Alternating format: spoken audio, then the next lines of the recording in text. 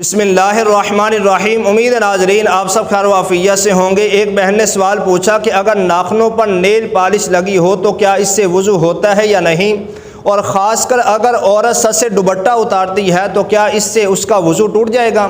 تو تمام ناظرین سے گزارش ہے کہ ویڈیو یہاں تک ضرور دیکھیں تاکہ یہ شرعی مسئلہ ہمیں معلوم ہو سکے۔ تو سب سے پہلے تو یہ بات یاد رکھیں کہ اگر ناخنوں پر نیل پالش لگی ہے تو اس کا اتارنا ضروری ہے۔ اگر نیل پالش نہیں اتاری ویسے ہی وضو کر لیا تو آپ کا وضو نہیں ہوگا۔ وضو کرنے کے لیے اگر ناخنوں پر نیل پالش لگی ہے تو اس کا اتارنا ضروری ہے۔ اسی طرح اگر کسی پر غسل فرض ہے اور ناخنوں پر نیل پالش لگی ہے تو اس کا اتارنا ضروری ہے۔ اگر اتارے بغیر غسل کر لیا تو آپ کا غسل نہیں ہوگا۔ تو اگر ناخنوں پر نیل پالش لگی ہے وضو کرنے کے لیے یا اسی طرح غسل کرنے کے لیے اس کو اتارنا ضروری ہے۔ اتاریں گے تب ہی آپ کا وضو بھی ہوگا اور غسل بھی ہوگا۔ اگر آپ نیل پالش نہیں اتارتے ویسے ہی غسل کر لیتی ہیں یا وضو کر لیتی ہیں تو نہ ہی آپ کا غسل ہوگا اور نہ ہی آپ کا وضو ہوگا۔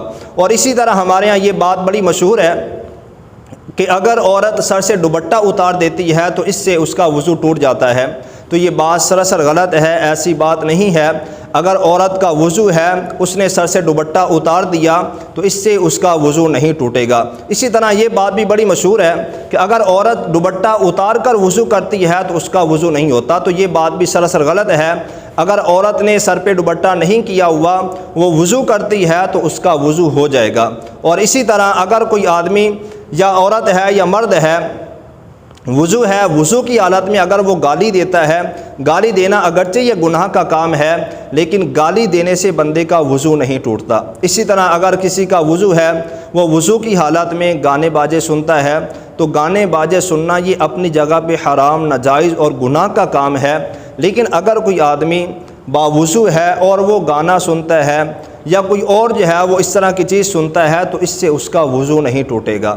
اور اسی طرح یہ بات بھی یاد رکھیے کہ جب بھی وضو کریں چاہے وہ مرد ہے یا عورت ہے اسے چاہیے کہ وضو کرتے وقت پہلے بسم اللہ پڑھیں، بسم اللہ پڑھ کر وضو کریں، کیونکہ حضور علیہ السلام کی حدیث مبارکہ ہے جس کا خلاصہ یہ ہے کہ اگر کسی نے بسم اللہ پڑھ کر وضو کیا تو اس کا سارا بدن پاک ہو جائے گا، اور جس نے بسم اللہ پڑھے بغیر وضو کیا اس کا اتنا ہی بدن پاک ہوگا جتنے پر پانی گزرے گا۔ اسی طرح ایک حدیث مبارکہ کا مفہوم ہے کہ حضور اکرم صلی اللہ تعالیٰ علیہ وسلم نے ارشاد فرمایا کہ جس نے بسم اللہ والحمدللہ کہہ کے وضو کیا، بسم اللہ والحمدللہ پڑھ کر وضو کیا تو جب تک وہ آدمی باوضو رہے گا فرشتے اس کے نامہ اعمال میں نیکیاں لکھتے رہیں گے۔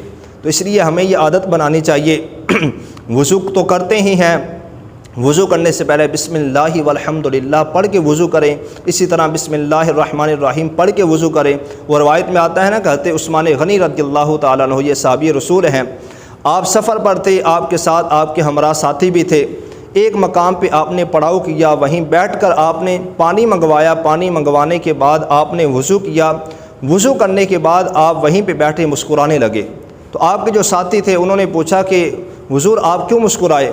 تو آپ نے فرمایا کہ میں حضور علیہ السلام کے ساتھ سفر پر تھا، اسی مقام پہ پہنچا، اسی مقام پہ پہنچ کر حضور علیہ السلام نے پانی منگوایا، پانی منگوانے کے بعد حضور علیہ السلام نے وضو کیا، وضو کرنے کے بعد حضور مسکرائے تو فرمایا حضور علیہ السلام نے کہ اے عثمان جانتی ہو میں کیوں مسکرایا؟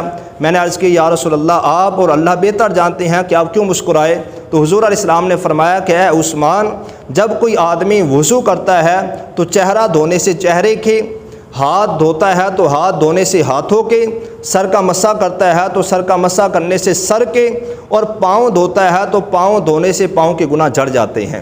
تو حضرت عثمان غنی رضی اللہ تعالیٰ عنہ نے بھی حضور کی اس آداب پہ عمل کیا، حضور علیہ السلام کی اس ادا کو اپنایا، حضور کے اس طریقے کو اپنایا کہ سفر پر ہیں اسی مقام پہ آپ رکتے ہیں، پانی منگواتے ہیں، پھر حضور کی ادا کو اپناتے ہیں، مسکراتے بھی ہیں، مسکرا کر پھر بیان کرتے ہیں کہ حضور نے اسی مقام پہ پہنچ کر پانی منگوایا، وضو کیا، وضو کرنے کے بعد مسکرائے، پھر فرمایا کہ اے عثمان جب کوئی آدمی وضو کرتا ہے تو چہرہ دھونے سے چہرے کے، ہاتھ دھونے سے ہاتھ کے، سر کا مسح کرنے سے سر کے، اور پاؤں دھونے سے پاؤں کے گناہ جھڑ جاتے ہیں۔ تو یہ صحابہ اکرام علیہم رضوان کی حضور سے محبت تھی کہ حضور علیہ السلام کی ہر ادا کو دیوانہ وار اپنایا کرتے تھے۔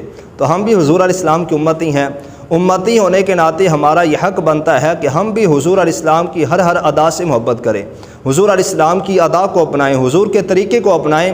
حضور جس چیز سے محبت کرتے ہیں ہمیں بھی اس چیز سے محبت ہونی چاہیے۔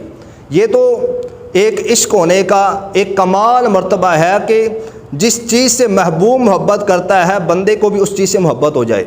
یہ تو ایک جو ہے وہ المیہ ہے کہ جہاں بندہ جو ہے وہ محبت کا دعویٰ بھی کرے اور وہاں خامیاں بھی نکالے، تو یہ عشق نہیں ہے۔ وہ کسی شاعر نے خوب کہا ہے کہ محبوبات نقطہ چینی جڑا کرن تو باز نہیں آندا، اصل منافق جانی اسنوں او جھوٹے پیار جتاندا، اسانوں دسیا عشق دے مفتی نے جڑا مڑ مڑ پیا فرماوندا کہ اعظم جتھے دل لگ جاوے اتھے عیب نظر نہیں آندا۔ تو ہمیں بھی حضور علیہ السلام کی ہر ادا سے محبت ہونی چاہیے۔ حضور علیہ السلام کی ہستی تو وہ کمال ہستی ہے کہ جس میں تو کوئی عیب ہے ہی نہیں ہے۔